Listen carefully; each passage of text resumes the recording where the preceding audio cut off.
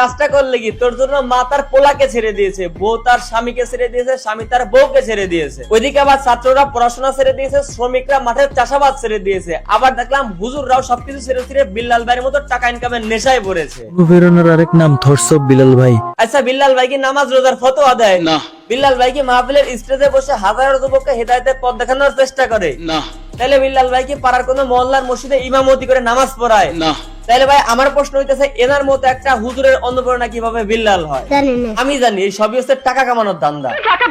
বিল্লাল ভাই তোমারে কইতেছি, দেশের বর্তমানে এই পরিস্থিতির জন্য একমাত্র দায়ী তুমি। তোমার থেকে আরো কয়েক বছর আগে আমরা এই জগতে এসে বসে আছি এবং কি তোমার থেকে ভালো পরিমাণে ইনকামও করতেছি। কই আমরা কি পাবলিককে একবারও বলছি যে আমরা এত টাকা ইনকাম করতেছি? এখন অনেকেই আমার এই কমেন্ট বক্সে এসে কুত্তার মতো ঘেউ ঘেউ করে চিল্লাবে আর বলবে এগুলোর মাধ্যমে তো আমরা অনুপ্রেরণা পাচ্ছি না। তা আপনার সমস্যা কোথায়? প্রথম কথা বলবো ভাই, অনুপ্রেরণা এখন আপনাদের কেমন লাগতেছে? 3 মাসের ইনকাম শুনে তুমিও যদি শুরু করো কন্টেন্ট ক্রিয়েশন, আমি এটাকে অনুপ্রেরণা বলবো না, এটা কেবল লোভনীয় মনোবাসন। আমি যদি আমার কথা বলতে চাই, প্রথম দিকে যখন আমি রোস্ট ভিডিও করা শুরু করি তখন আমার মুখের ভাষা অনেকটাই উল্টাপাল্টা ছিল, সাথে কিন্তু ইনকামও ছিল হিউজ পরিমাণে। তখন আমি যদি বিল্লালের মতো পাবলিকের সবার সামনে এসে বলে দিতাম যে আমার মাসে এত টাকা ইনকাম হয়, তখন দেশের অবস্থা কি হতো একবার চিন্তা করে দেখেন। তখন যদি আমার ওই কন্টেন্টের উপর ভিত্তি করে পাবলিককে বোঝাইতাম যে আমি এত টাকা মান্থলি ইনকাম করি, তাহলে তো পোলাপাইন পড়ালেখা কাজকর্ম বাদ দিয়ে রোস্ট ভিডিও করা শুরু করে দিত, তাহলে কি দেশের উন্নতি হইতো? আমার আগের কন্টেন্ট থেকে এখনকার কন্টেন্ট অনেক পরিবর্তন এনেছি, তারপর আমি বলতে চাই রোস্ট করার মাধ্যমে আমাদের দেশের কোনো উন্নতিই সম্ভব না। বাকি থাকলে হচ্ছে আমাদের বিল্লালের কন্টেন্ট। কন্টেন্ট ক্রিয়েশনের জার্নিটা শুরু হয়েছিল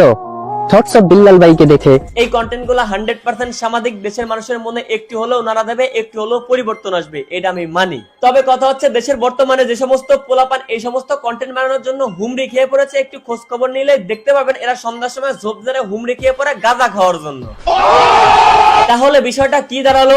যারা অফলাইনে দিন রাত গাঁজা খায় তারাই সোশ্যাল মিডিয়াতে এসে সামাজিক মেসেজ দিচ্ছে। আবার এই সমস্ত সামাজিক কন্টেন্ট যারা দেখতেছে তারাও বেশিরভাগ তাদের গাঁজা টাকার জোগাড় করার জন্য তারাও এই সমস্ত কন্টেন্ট আপলোড করার চেষ্টা করতেছে।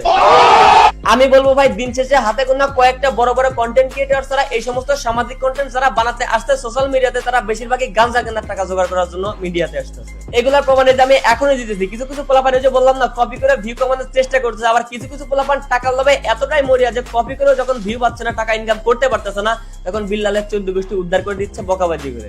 অনুপ্রেরণার আরেক নাম হোয়াটসঅ্যাপ বালের ভাই। ওই বালের ভাই থেকে কোনো ভালো শিখার নাই। অনেকেই বলে তার ভিডিও নাকি ভালো হয়। ভাই তোর মনে হয় ভিউ হচ্ছে না আর গাঁজা কেনার টাকাও জোগাড় করতে পারতেছস না, যার জন্য এরকম বকাবাজি করলে বিল্লালকে নিয়ে। আর এই পরিস্থিতির জন্য বিল্লাল নিজেই দায়ী। সে যদি তার ইনকাম শো না করতো পাবলিকে, তাহলে এই পরিস্থিতি আজকে তার দেখতে হইতো না। ভালোবাসার আরেক নাম থটস অফ বিল্লাল ভাই। মূলত ভাইয়ের কন্টেন্ট দেখে আমি ভিডিও বানাই। এলাকার ময়মুরিব্বি অনেকেই বলে না যে সম্মান থাকতে থাকতে বিদায় নেওয়া ভালো, সেটা হোক রাজনীতি কিংবা কন্টেন্ট ক্রিয়েশন। আমিও তাই বলবো যে সম্মান থাকতে থাকতে বিদায় নেওয়া ভালো। আমিও ভাই আমার সম্মান থাকতে থাকতে এই জগৎ থেকে বিদায় নেবো খুব তাড়াতাড়ি। দোয়া রাখবেন যেন সম্মানের সহিত বিদায় নিতে পারি।